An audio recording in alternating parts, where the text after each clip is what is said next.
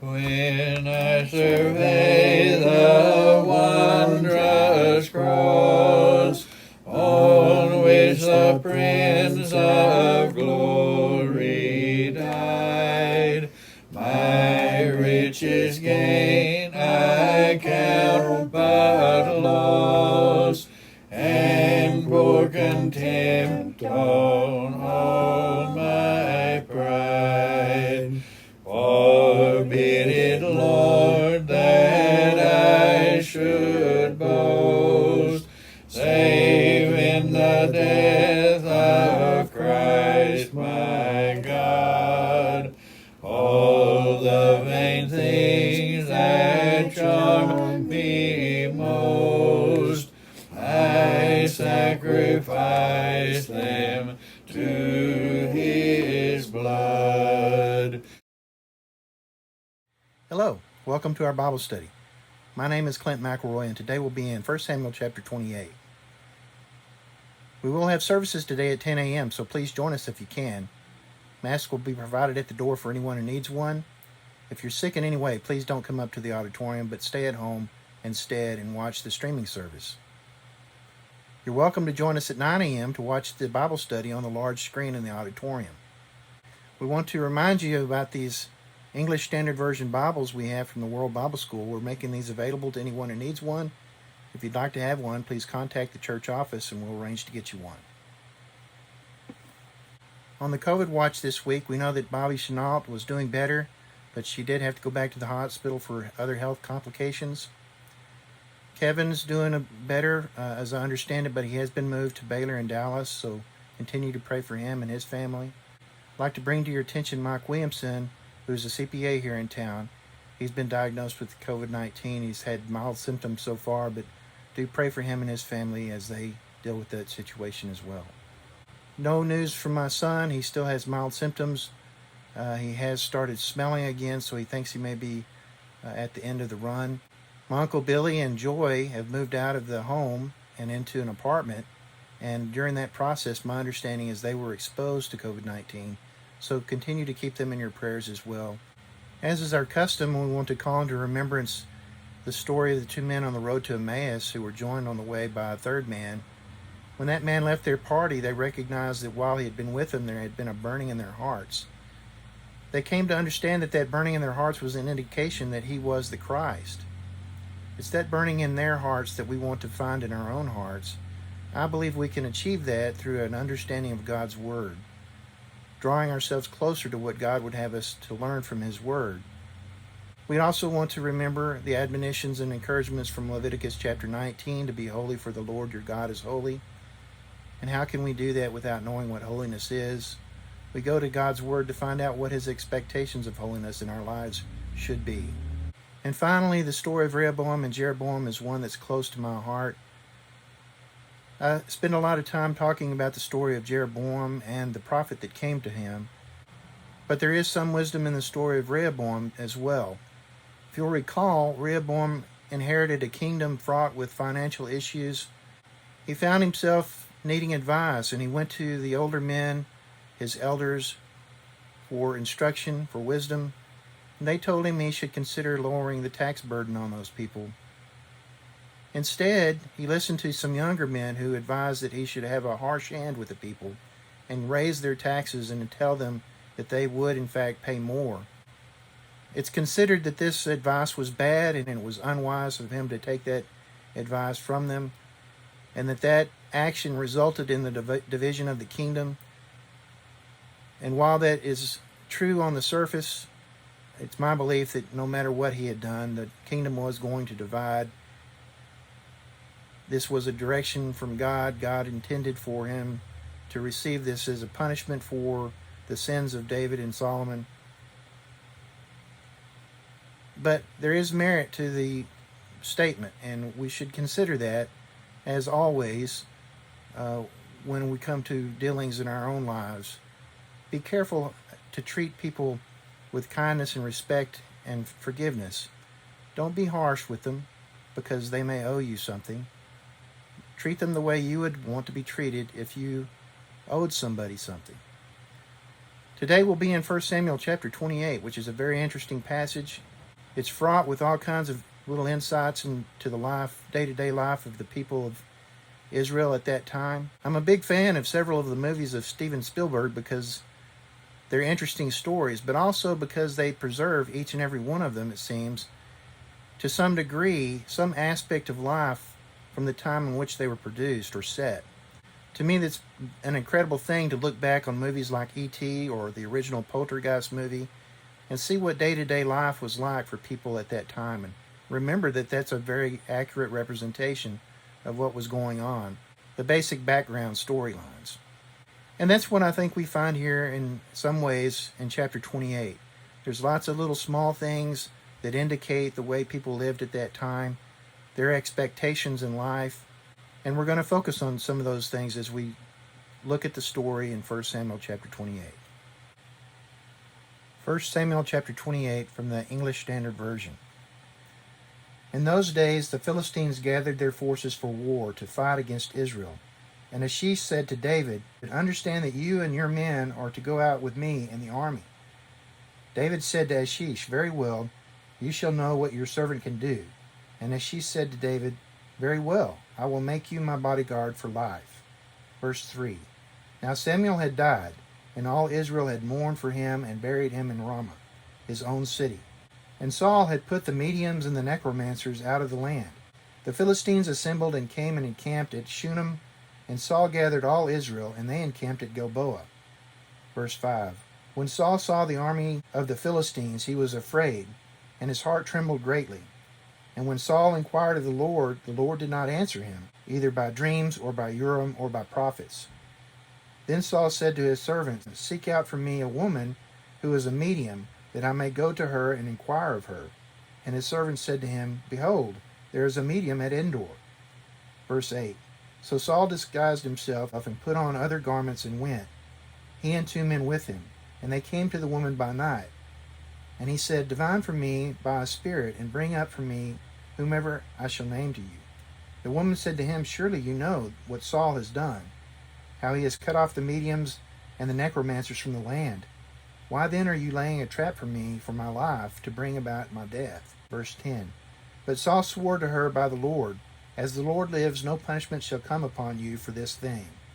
Then the woman said, "Whom shall I bring up for you?" He said, "Bring up Samuel for me." When the woman saw Samuel, she cried out with a loud voice. And the woman said to Saul, "Why have you deceived me? You are Saul." The king said to her, "Do not be afraid. What do you see?"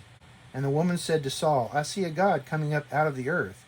He said to her, "What is his appearance?" And she said, "An old man is coming up, and he is wrapped in a robe."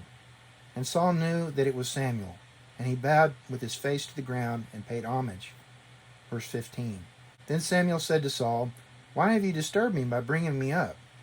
Saul answered, "I am in great distress, for the Philistines are warring against me, and God has turned away from me, and answers me no more, either by prophets or by dreams.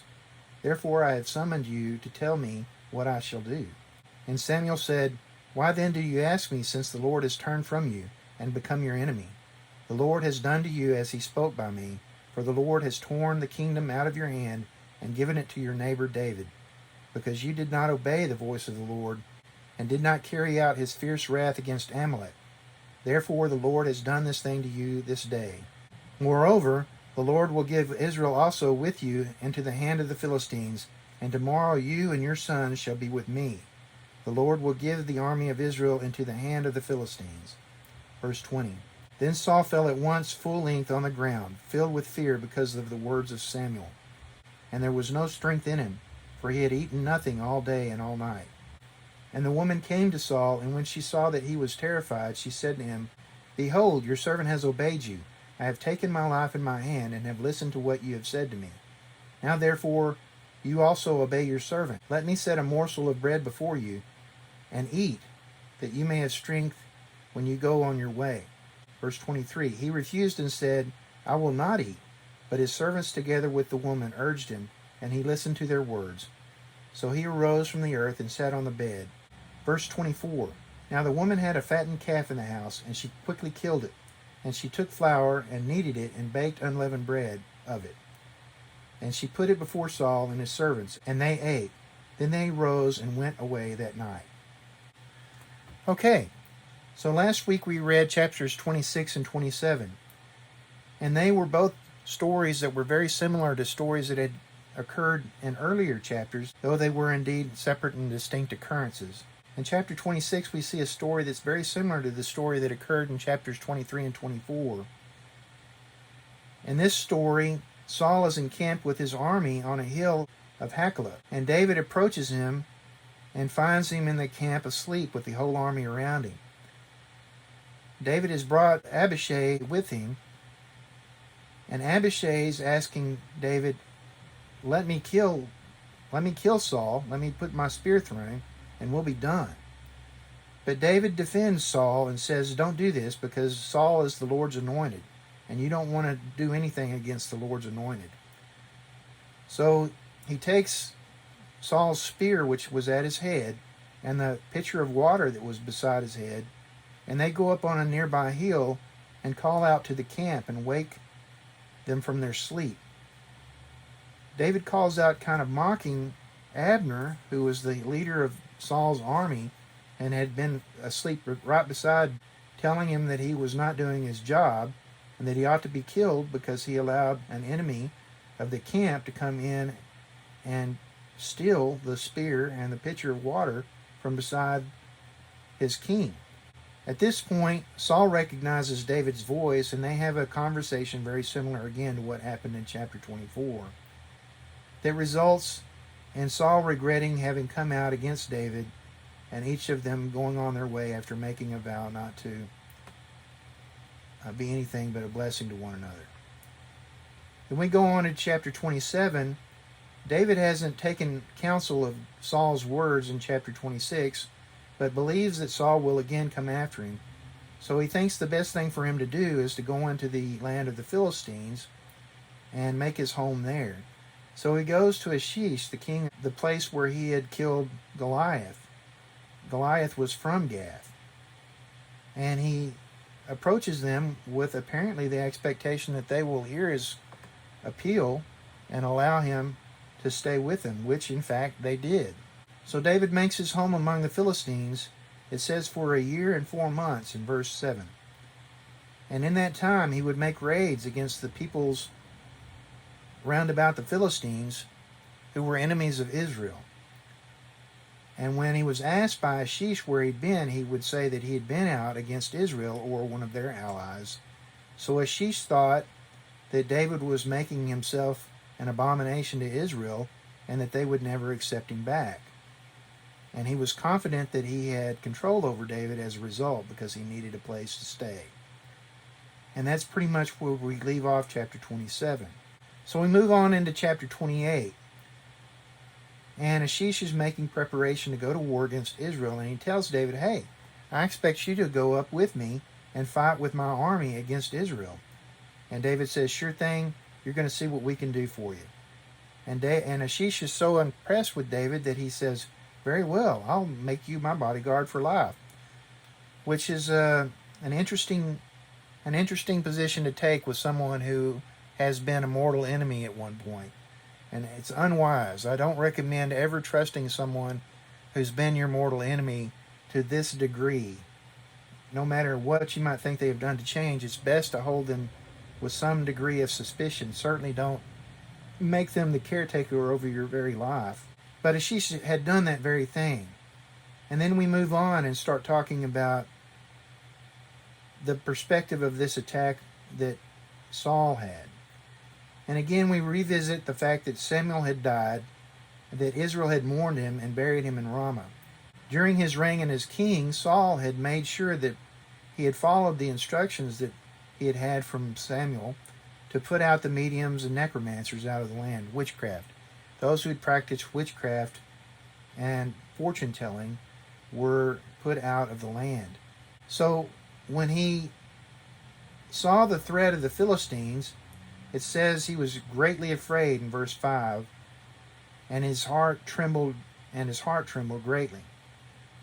So Saul inquired of the Lord, and the Lord did not answer him in verse 6, either by dreams or by Urim or by the prophets. So we have one of our answers. How do these men understand the word of the Lord understand the instructions from the Lord. So this is the three methods whereby a king like Saul would have understood an instruction from the Lord. He would have understood it either by a dream of revelation to him, or by casting the Urim and Thummim, or by a prophet bringing a message to him. And none of that was occurring for Saul at this time. So he was a little bit panicked, and he told his servants, "Go find me a medium, that I may inquire of her." And they said, "Hey, there's one at Endor." And of course, if you know popular culture in modern America, Endor is the name of the planet that was in the 6th episode of Star Wars, Return of the Jedi. In verse 8, Saul disguises himself and puts on other garments and goes out to this medium at Endor. When he approaches her, he asks that she divine for him a spirit that he may inquire of it. The woman said to him, "Surely you know what Saul has done," not knowing at that moment that he was in fact Saul, "how he has cut off the mediums and the necromancers from the land. Why then are you laying a trap for me for my life to bring about my death?" But Saul swore to her by the Lord, "As the Lord lives, no punishment shall come upon you for this thing," which was not his to do. If he had done the will of the Lord, then what his instruction was to put them out or kill them. And he should have done that in this case as well. It was not his to promise that he would not. The woman said, "Whom shall I bring up for you?" And he said, "Bring up Samuel for me." And apparently the woman immediately saw Samuel and cried out with a loud voice. And this is interesting to me too. So we've seen one little aspect of the way people reacted to things in life at this time, and the expectation of understanding a message from the Lord. But here we see that this fortune teller, this medium, was scared to death that she was actually mediating between the dead and this man who'd come to her. She recognized immediately that this was in fact Saul who had asked this of her, and she says, "You have deceived me. You are Saul." And Saul asked her, "Do not be afraid. What do you see?" The woman describes what she saw as a god coming up out of the earth. So this is an interesting thing to me. What would she have had to seen in order to think that it was a god coming up out of the earth? What was her expectation of the appearance of a god? And certainly she had never seen anything like this before, so her practice as a medium was not one that had ever witnessed this kind of thing before, apparently. She described him as an old man coming up, and that he was wrapped in a robe. Saul immediately knew that this was Samuel, and he bowed his face to the ground and paid homage. So Saul still had a great respect for Samuel. And this is a mystery to me, and I think it was a mystery to Samuel to some degree in the way that he reacts to what Saul did. Why would Saul revere Samuel to this extent, but not the God that sent Samuel?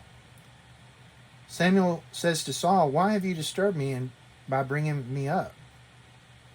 So it apparently was Samuel. Saul answered, "I am in great distress, for the Philistines are warring against me, and God has turned away from me and answers me no more, either by prophets or by dreams." So he lays it out. God's not answering, and I need an answer. I'm scared to death. I don't know what to do. And Samuel responds, "Why then do you ask me, since the Lord has turned from you and become your enemy?" You've got your answer, Saul. God's not answering. So whatever's going to happen is not going to go your way. You have no other option. Verse 17, "The Lord has done to you as he spoke by me, for the Lord has torn the kingdom out of your hand and given it to your neighbor David, because you did not obey the voice of the Lord and did not carry out his fierce wrath against Amalek. Therefore the Lord has done this thing to you this day. Moreover, the Lord will give Israel also with you into the hand of the Philistines, and tomorrow you and your sons will be with me. The Lord will give the army of Israel also into the hand of the Philistines."